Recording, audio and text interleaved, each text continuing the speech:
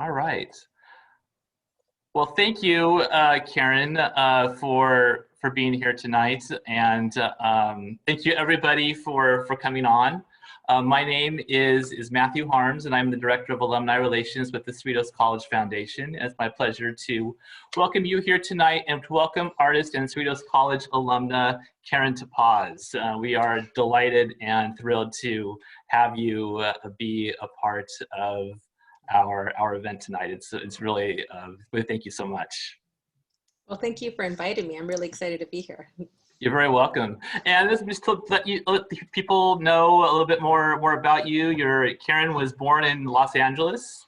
In 2007, she studied sculpture at the Florence Academy of Fine Art in Florence, Italy, and she holds an MFA in sculpture from Yale School of Art and a BFA in ceramics from Cal State Long Beach. She has shown in New York and in Brooklyn at the Sardine Gallery, the Thomas Hunter Projects, the Cactus Gallery, and group shows at Underdog, in Tire Strikes, Asteroid LA, Copyright Berlin, Fordham University, and among others. She also curated Flat Touch and In Between the Lines at the Stephen Gallery at the Pratt Institute. And she lives in and works in Brooklyn. And so welcome, Karen, tonight to Alumni Journeys. We're so happy to have you. Thanks so much. So we have we have alumni, we have students, we have faculty and community members here with us tonight. So the first thing I want to ask you is, was being an artist always the dream? And when did you know this is what you wanted to do? Yeah, I had no interest or no idea I wanted to be an artist. I was in high school. It was time to go to college because my parents were like, you are going to go to college. And so I was like, okay, I'm going to college. And I went to Cerritos because I got a scholarship to attend a community college, and the scholarship would pay for my education for 3 years. So I was really fortunate for that scholarship, and I went to Cerritos. I was taking a lot of classes there, and one summer I decided to take a ceramic class for an easy A, because I thought, oh, art, that's going to be easy. And I'll check off one of those capstone classes, those things you need. So I took a ceramic class, and that I was blown away by just the dedication of students that were there. I think that was and then just the material itself. I think what really changed for me was the idea that you could build something out of nothing, and that was clay for me. And I decided to take another class, and then another class, and then another class. And then before I knew it, I was so invested in clay that I told my professor at the time, Mr. Portugal, Steve Portugal, who just retired, I think last year, he was like, I told him, I want to be the best potter in the world. And he was like, no, keep taking art classes. Like, just keep learning more foundation skills. And so that's kind of how I decided I wanted to continue art with that. Very cool. So we have a question from one of our attendees. How did your Cerritos College experience prepare you for experiences in other cities and countries? Well, one thing that was really important, I think when I think about, is just the foundations of skill.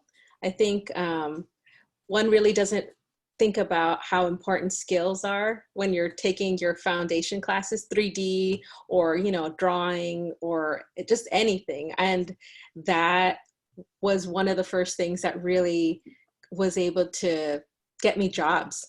And I think I put that because when I think for preparing me in the future, having down the foundation skills that I got at Cerritos really propelled me to go on to applying to opportunities, and which were in other cities, or other jobs as an artist that I was able to do in other cities. I think another thing that really helped out was that the community there was so nice because we started building a community right in the ceramic department.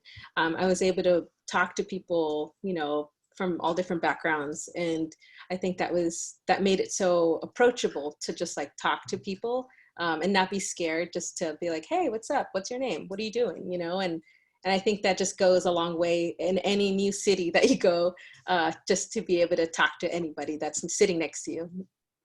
Absolutely, yeah, that definitely helps. Helps a lot. Did you ever get any pushback about wanting to be an artist from your friends or family, or what did people think when they said, "This is what I want to do with my life"? Right. Yeah. Definitely. I got pushback a lot from my dad. And I think my mom was always supportive. She was just like, I think you know what you want to do, so go for it. But my dad was very a businessman.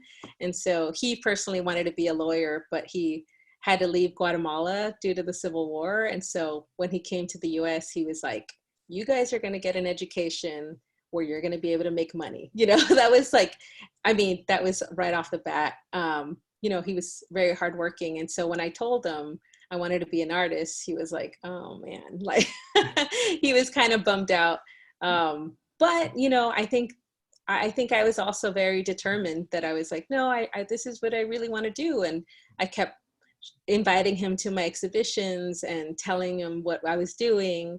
And so that kind of, throughout the years, I think that was kind of, it helped him at least. Great. That's good. That's good. Very good. So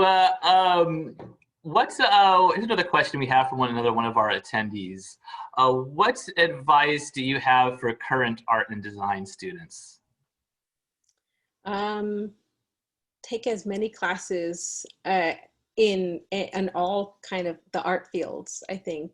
When I think back of what really helped me was just like not staying so much on, like, if I wanted to be a painter, you know, I'm just saying, if I wanted to be a painter or a ceramicist, like, don't just stay in the ceramic department.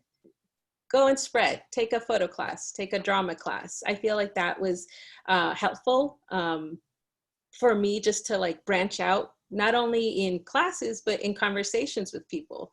I think that really came into play later on when I would think about work. And so don't just stay in one lane, really kind of explore a little and stay. I mean, if you want to be a painter, focus on the skill, but take other classes, I would recommend. And along those lines, since you mentioned, you know, painting and sculpture and ceramics and kind of having a well-rounded, balanced education in the arts, since you studied in Italy and in Florence, how much of your work is influenced by Renaissance masters like, you know, sculptors like Donatello and Michelangelo, or are you more influenced by the modern artists that were working in, you know, during Andy Warhol's in the 60s and during that period? Right. Well, during my year abroad, I definitely came across all the Renaissance like masters, and in that school, the Academy of Fine Arts, they were really strict about us learning the figure and making the muscles pop and making everything really realistic all year long, which kind of like had a heavy weight on me, because once I was able to travel like on the weekends, or if we had like a spring break, I was going to Paris or London, and I saw the Tate and I saw the Louvre. And that was a weird combination, because even though I was studying and I was working all on like really figurative work, I came across Cy Twombly, you know, paintings, and I came across like Andy Warhol's work and the Bauhaus work in Germany, you know. So there was a lot of influence. It was a weird mix of influence, because I'm so grateful that I learned the skill to make figurative work, because now I teach figurative sculpture in my, you know, as a job. But a lot of my work was influenced by the work from contemporary, like modernist art, because I think I was a little annoyed that I was learning too much of the masters. We have another question from Giovanni. He asks, how do you see technology changing your profession? And would you do anything different if you were back in school? Oh man. Well, definitely I think when you're beginning in art, I guess one thing I would like to take more is Photoshop classes. I think that was I didn't understand how important an image is of your work, as in like documenting your work. And so every time like more classes of Photoshop or like Rhino design started popping up, I was just very like, oh, I don't need to learn it, or I don't care to learn it, you know. And then when I started building my portfolio, a lot of my images were just like horrible because I was just taking them with bad lighting and just like a camera I borrowed from somebody. So if I could go back, I would probably take a little bit more photo classes or Photoshop classes for my own personal portfolio documentation. Sure. I know that you had mentioned that you have some of your work from your time at Cerritos. Mm-hmm. Do you want to share some of that right now, since we're on the subject? Yeah, sure. I'll show you, I think, 2 images of a couple of things I was doing. I set up a kind of a PDF slide thing, but I am happy just to show you what was happening during my time at Cerritos. So I'll show you. This was me documenting my ceramic works that I thought were like masterpieces at Cerritos College. And I was like, because everybody at that time that was older or were applying, because some people just like had made beautiful pottery and they were all photographing their work. And I was just like, why is everybody photographing their work? You know, like I just take it home. And they were like, no, keep a record of your work for your portfolio. And so this was me thinking, all right, I'll get my mom's sheets, you know, and just like as a backdrop. And I would take photos just like with I think even like a disposable camera, and then print them and then put them in my sketchbook, you know. And this was summer 2003. Introduction to ceramics. Very cool. Wow. So, which is really hilarious because I was making like sunsets and like, I don't know, flowers and stars, you know, on my pottery.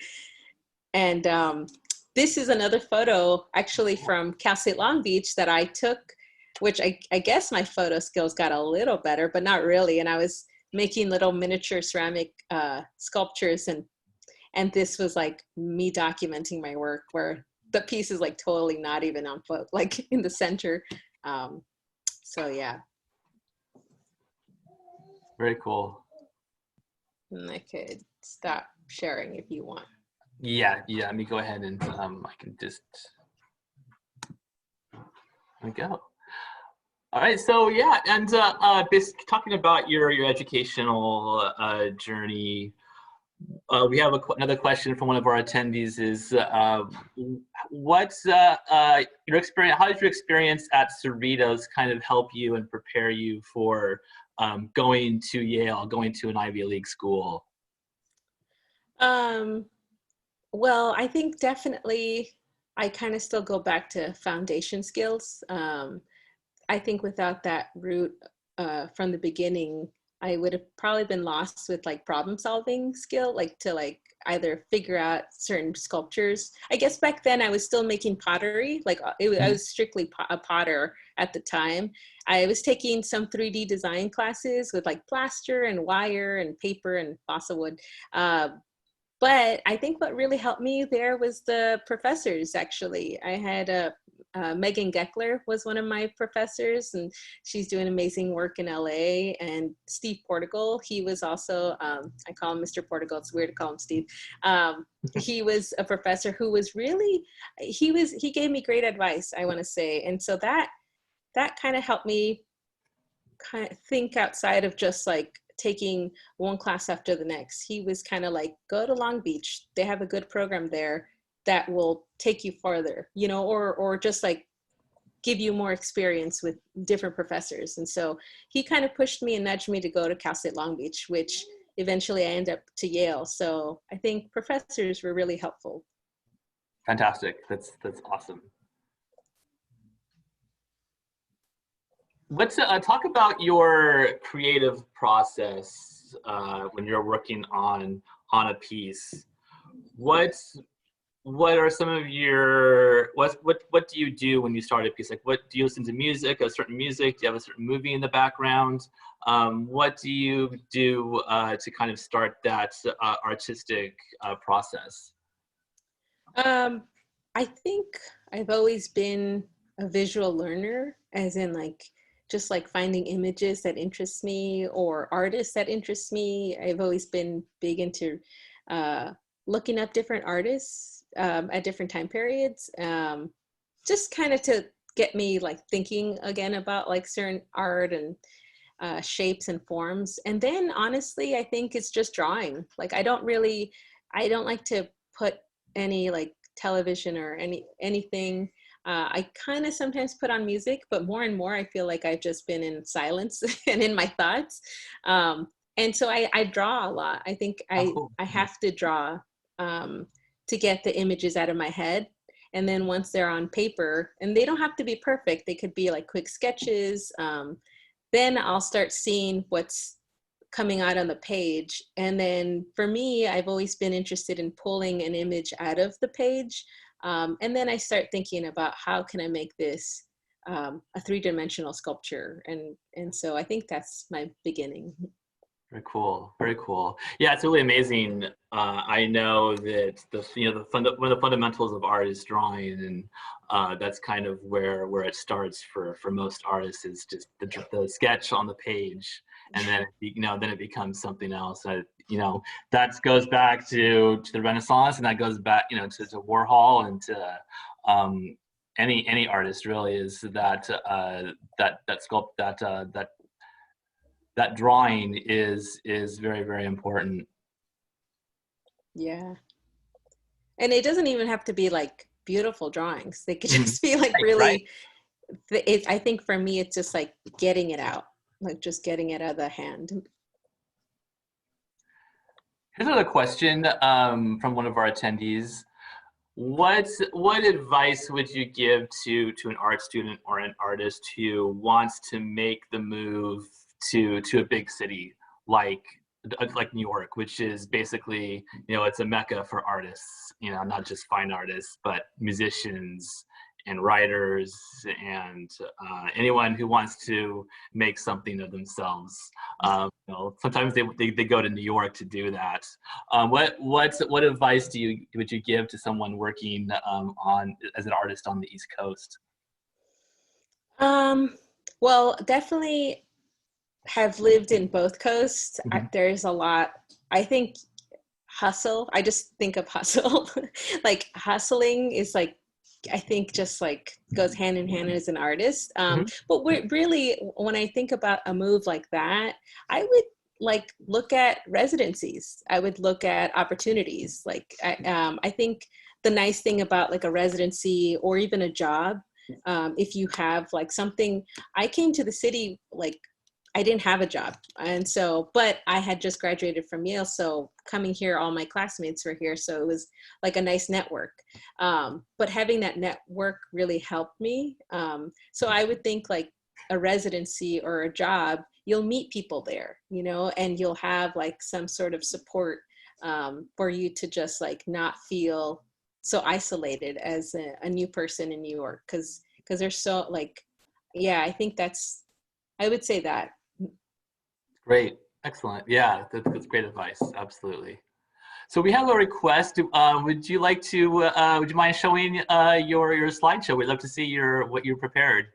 Sure, yeah, and I'll try to go quick. I don't want to bore you guys, but yeah, I'll definitely show you. And I kind of did it chronological for my time um, from thing. Okay, so yeah, from Cerritos to Long Beach to the Fine Art Academy. I guess I just put this together so that maybe if somebody's new to the art field, just like the jump that you did. This was in 2006 when I had transferred from Cerritos, went to Long Beach. I started taking some ceramic classes, but I was just doing the projects that my professors were giving me, so this wasn't like my own personal creative thought. It was still just like, I mean, it was, but it was more like, you have to make miniature sculpture. And so I did it, you know. And then when I went to study abroad, I went to the Academy of Fine Arts in Florence, and I spent a year there, and I was strictly working on the figure. Also at the time, I still didn't understand documenting. So I just took my photos aren't that great. I just have like a couple. But the nice thing about that time there is that even though I was working on the figure, I was getting exposed and traveling all over Europe to see different, more modern contemporary artists. So after my time there, I came back to Long Beach, and my work completely changed. It was such an influential year, and like I recommend it to anybody to get outside of your bubble and just look at art. And it doesn't even have to be like going to Italy. Just go to a city that you haven't gone to. And I think so when I came back to Long Beach, it was 2008, and I started having to work on my BFA, and I understood by that time what a body of work kind of starts from, you know, your ideas. It's no longer a project your professor told you, it's something that you have in your head and you want to see come to life. So I was making these larger installation works where I was still kind of casting some ceramic plates and shapes, and I started painting on the walls and using wire. My work changed because I was experimenting with different size and scales of clay bodies. These were large sheets of clay that I was pouring right on the kiln. And so these kind of are life size, about like 4 to 3 feet. And so I was just like really interested in my own ideas. And it was so nice because Long Beach had these galleries that you could sign up for. And you just had to like write a proposal, I think. And if you got it, you were able to exhibit a body of work. And so I signed up because everybody was signing up, that I kind of would take a look. And the community there, oh man, Long Beach was so great because like Cerritos, everybody was just like into their work. And you would kind of they would give you a little space for your pieces of work to stay. And so this was a show that really, I have to say, this show kind of like pushed me to go to Yale, because I had this show, I had an opening, and a professor at Long Beach, Fran Siegel, kind of stopped by and wrote in my sketchbook, because you would leave it there if anybody wanted to leave comments, like, come see me, you know. And so I didn't know who she was, and I went to go see her, and she really liked the show, and she was like, what are your thoughts of graduate school? And I was kind of like, well, I'll definitely apply, and I wanted to go to UCLA.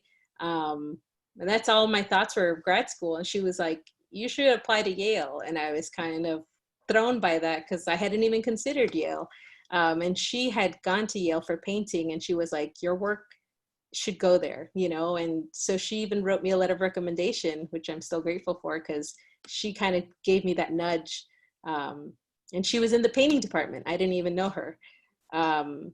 So from that, I kept working at Long Beach, just like really invested in my own works, kind of playing with clay and like wood and plaster and burlap. And these are some drawings at the time that I was doing. And like I said, they were just like quick sketches, nothing, but I could see them like in clay. So this was like the piece coming, this was in my BFA show. And so I was just so invested in my work, and I really loved that time at Long Beach, because I just didn't have any doubts. I just like dove in without even knowing like what, you know. Yeah, so these were all clay works too, still mixed media a little bit. And then I went to Yale. I was accepted. I was really excited. You know, it was a very different world there. The conversations were no longer about technique. It was all about conceptual art and thought. And research and just all these theories thrown at you, where coming from Long Beach, even though we would have really, you know, conceptual conversations of art too, but like this was just like heavier stuff. And we had artists, like I think in the first week that I would read about in Art in America, and they were coming through the door, you know? And so I was just like, oh my gosh, like that's Uma Baba, I love her work, or, you know. And so it was a really neat time. My work, unfortunately at the time, they didn't have kilns there. So I remember in the interview, they were just like, oh, there are no ceramic kilns here. Is that going to be a problem for you? And I said, no, because that's why I wanted to go there, just to like kind of get out of the clay world, or just like push myself with other materials, since I was already dabbling in other materials. And yeah, it was a pretty neat time. I know it's kind of brief on Yale, but after I graduated, I was thrown into either going back to LA, which I love LA, or kind of pushing to Brooklyn and moving to New York. And I did that because a lot of my classmates were just like, come to New York, you know, we're all there, we're all going to be working, we're all going to have studios, like keep at it. And so I did. And I'm really happy I did. I met so many great people. It's such a driven city, and there's art literally everywhere. And so I stayed, and this was one of my piece. I moved away from like plasters and wood, and I went into metal. And, you know, coming to the city, I didn't have a job. I had friends and a studio. I had like the smallest apartment. Like it's a classic New York story. Like I had the smallest apartment because I wanted to pay the least. I didn't have a studio, but I still wanted to make work. So little by little, I think I spent the first year without a studio, but I kept making things in my room, just because I was like, once I get a studio, once I have enough money, I know, like these are the sculptures I want to build. And this was one of the early sculptures I made in metal. These pieces were also made out of metal. I was kind of just like focused on metal. These pieces are, I live with my work a lot of the times. So that's very common in an artist. So yeah, I kept, and I found different ways. I didn't have a metal shop. I had to be a little thrifty, and I talked to the local welder who was making fences for like neighborhoods in Brooklyn. And so I just kind of told him like, hey, can you weld these pieces together? I would cut them out of the cardboard, and he would like cut them out for me and weld them, and then I would paint them. So it was like just finding ways of still making your work without access to like big facilities that you would have like at Yale, was something I had to figure out.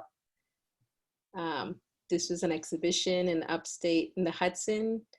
And then I guess I would say that I started kind of going and thinking about residencies, like kind of in a residency, you take a chunk of time in another location. And I didn't know what materials to take with me. So I just kind of started using whatever I would find in that area. I think this is made in Nebraska, this place called Art Farm, which is really neat. It's kind of quirky place, but this guy had just like a bunch of material. And so I started mixing cardboard and resin, and started just wanting to make a couple of my pieces for a show that I was having in LA. And so I kind of just went with that. I think that's one thing I would say as an artist, you kind of have to roll with the punches. Like if you don't have the material you're so used to, try something else, you know, don't let that stop you from not making what you want to make. And I'll just show you a couple other pieces that I was just working on. And these pieces were for my solo show in 2008 at Sardine. I got the opportunity to show a body of work, and I started working again with metal and the resin and the cardboard. I was really interested in just working with different surface textures and forms. And so that was kind of like my biggest dive, that I didn't want the pieces to have the same surface. I wanted them to have either a powdery pigment, you know, a crayon, or a colored pencil, something stained with ink and carved into. So these were like yeah, it was a year of investing in these pieces that I really enjoyed. These are more recent. In 2019, I had a chance to also have a small solo show, but I was really still invested in like the form, but changing the way that you would apply color to the pieces. I think I really wanted them to have like a fluttering effect, more movement in a still form. So I think these are just like also changing. I think I end up painting a lot of my pieces, but I kind of try to create my own canvas and shapes that come to mind. So yeah. What's the length of time that it takes for you? Does it depend on the material to finish a piece of work? When you know that it's done, you can kind of walk away from it. So I usually work on multiple pieces at the time. You know, I don't like to focus just on one because then it becomes too precious. I like to have a couple of like maybe 4 going at the same time, or at least different projects, either a couple of drawings and 2 sculptures, mostly because then I feel like when I know it's done, it has like that energy. I always call it's this energy that it has that I'm like, there, you're done. Like if I keep working you, you're going to go over the edge. So I think I don't time it necessarily. Maybe it takes like 3 months to a month. It just depends on the speed that I get to work on. Or if I'm like, you know, I have my schedules to book, then I can't touch a sculpture for like a couple of weeks, you know? Right, right. And this still includes in the other bodies of work that I was doing. Think. And then after all the time, I came back to clay in 2019. I started having access to clay in 2018 because I was a ceramic technician at the John Jay Criminal Justice School. And so I was able to fire some work there. And I feel like with clay, it's just like a forever love that I just like always pulls me back. Like if I have any choice to work with any material, clay's just always been like my favorite. And this, I believe this was the last thing on the slide. Yeah. Cool. So we have a couple of more questions for you from the chat. Giovanni asks, can you talk about Blush 2019 and can we see more of your work? Oh, yeah. To talk about this piece, this one actually was the beginning to a lot of other pieces. You can, so for this piece in particular, I was just really investigating in like repetitive movements and having the piece almost like dance. I kept thinking about vibrations and movement with painting, like not necessarily like action painting, but just like how you can kind of have that effect with the still form. And so I kind of kept investigating or trying different layers and almost having it, I kept thinking about fabric and sheer fabrics. And that's kind of how this piece came to be. Similar to this one, I wanted it to have like a fluttering effect. And a lot of these forms are influenced, I guess at the time when I think about it, they were just like shapes of flowers or the body or opening mouths or yeah, a lot of movement and like conversation with the piece, I would say. Also, you could see my work. I have a website. It's just my name, KarenTepaz.com. So you're always welcome to check it out. And is your work for sale? It is, yes. Some of these pieces have already sold. So, but yes, I have some work on sale. Excellent. Here's another question. Danny asks, are there any techniques or mediums you want to pursue in the future? Yes, I definitely would like to pursue printmaking. That is one area in art I never really got a chance to do, printmaking.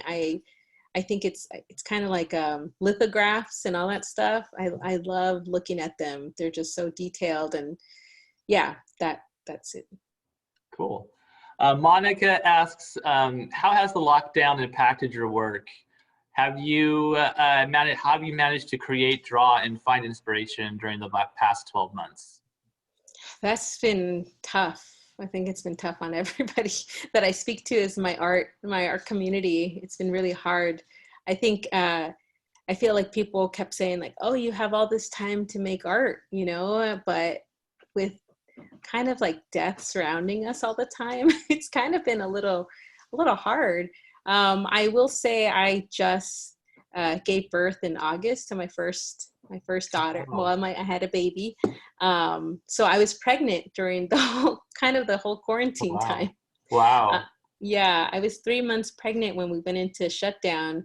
And so during that time, I really didn't, I thought of my work, of course, because you can't not think of your work, but I was really thinking of my daughter and her health and our safety, you know? So I think that changed a little bit for me.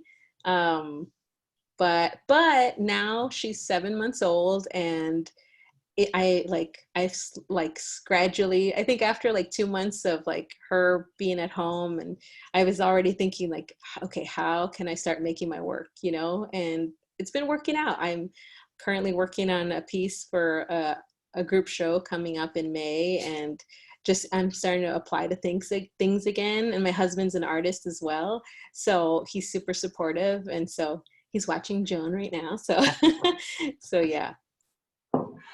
Here's another question from James McDavitt. Your work is so three-dimensional, and I imagine are primarily meant to be seen and experienced in person. Have you navigated showing your work during COVID and online-only interactions? Sorry, that last part was like, have I only been shown? Oh, I'm sorry. How have you navigated showing your work during COVID and online-only interactions? Yeah, so that's been interesting because I have had, I guess like I was so happy when Cerritos asked me to show in the alumni show. So that was really fun. I also was able to show, I've been having more and more like critique groups, actually. Like a lot of artists that we've gone into either residency or we've known in the past have like contacted me and reached out. I guess everybody's just in the like want to get in contact, and I know Zoom has been like, you know, everywhere, but still like I've been presenting my work in these more private salons, you know, like personal like critique groups, and so I've been able to like show my work that way to people that I've never met, and they're like either in London or in New York or in LA, and so that's been really neat. I've also just been sending out like for open calls because people like want to see work still. So I participated in a couple of open calls, and that's been nice. Excellent. Does anyone else have any questions for Karen? You can put them in the chat. Yeah, I can imagine that for an artist, it was definitely a hard time during the pandemic, and it's really great that things are starting to open up again. You can apply to shows and have your work seen again in person. I know that a lot of the museums, you know, that they had to shut down and the galleries had to shut down, and see if they're slowly starting to come back to form, which is fantastic. Yeah, and even during that time, I mean, it's funny now that I think about it, yeah, I was invited to a couple of podcasts where you can talk about your work. You weren't seeing it, you know, but you would talk about it. And I was invited to the ceramic podcast, and they just wanted to talk about art, which was another way, I guess, of not showing your work, but talking about your work, which I thought was really refreshing because, I mean, everybody has like their favorite podcast, but that was really fun to talk about work and not see them in a way. There's another question. Giovanni asks, do you plan to do any work in oils and canvas? I've never worked with oil painting actually in canvas. I took one class at Long Beach with really well-known artist Devin Suno, that's all over LA. And he was my first and only painting teacher, I think. And I really enjoyed the class, but for some reason, I don't have maybe the patience to like wait for the paint to dry.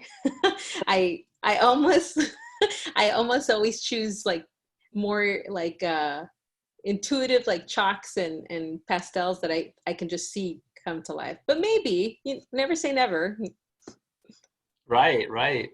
Absolutely. No, it's like you said earlier, it's always good to branch out and try new things for sure. No, that's great. Yeah. Oh, interesting. James McDavid said that Devin Suno taught at Cerritos for a few years.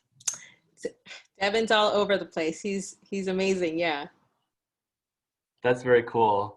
One of the things I wanted to ask you about the pandemic and COVID and during the last year with the unrest, you saw a lot of murals going up around especially around LA and around the country, and I'm sure in New York as well. What do you think that really was a great way for art to be seen and for artists to kind of show their work, and for people to remember that fine arts and murals and painting and sculpture is still a great way to express yourself politically and to express your emotions. Oh, absolutely. I love murals actually. I work, I mean, I definitely think that's important because I think it gives it access to people that might not enter a gallery because, they're just not interested, or maybe they're not used to it. So that's what I love about murals, that it has access to just like everybody that comes across them. I also actually work for the Solowit Foundation, who he's all about, I'm one of the lead draftsmen. So that's the thing. I think I've grown to love murals even more because of him, because it gets a group of artists together to make something. I actually have an image of a piece. I don't know if you guys wanted to see that I worked on. Sure. Which was actually one of my first jobs. I don't know if I could.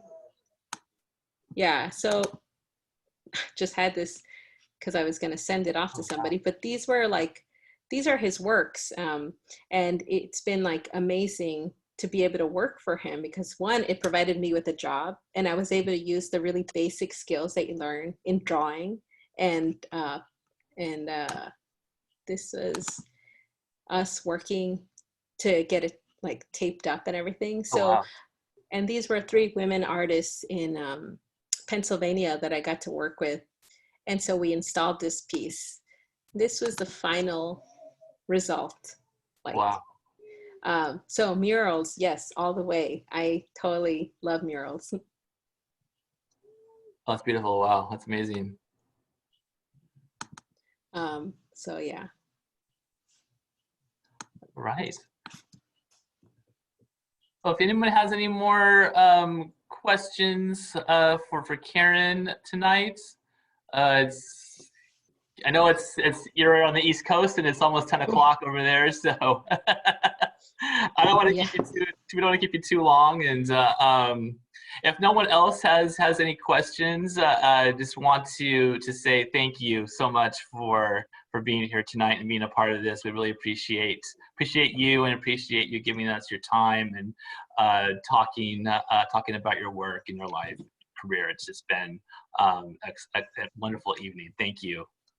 Thank you. It's been great. I love Cerritos. So if any students for any reason have any questions, feel free to send me any messages. I'm happy to answer. Awesome. And your email is okay to share? Yeah, it's just my name. I think Perfect. It's Karen Tepaz. It's at Gmail, right? Yeah. Yeah. Wonderful. Okay.